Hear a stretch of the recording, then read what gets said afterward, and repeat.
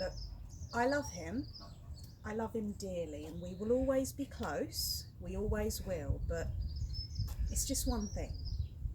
One little thing. And if I could change it, I would change it about him. Believe me, I would. No offence.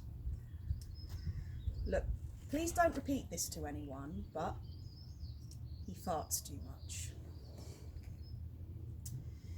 Even 1 or 2 farts for a normal person is enough to cope with, but he is a regular gas passer. He is. Oh yeah. What do I mean by regular? Like, how often does he? Well, I'd say at least once, at least every day. That's certain. That's for sure. Oh yeah. And you know what? He laughs out loud like a 3-year-old, realising that farts are funny, but not when you're like 30. Not when you're a fully grown adult and you're 30 years old. I mean, come on. Now, I know he's lactose intolerant, right? But is that really an excuse? Is it? Is it? Is it? I think not. I think not, because he can control it. I mean, he tells me he gets stomach pains if he doesn't let it out, and I tell him to just be silent about it. Let them out quietly instead of bombastically. It's unbelievable.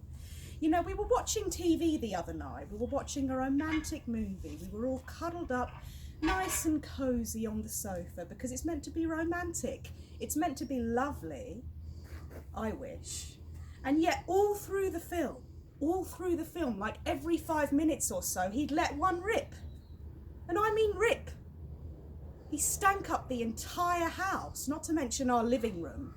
That disgusting, nasty ass of his, like someone had died and was left out in the open for weeks.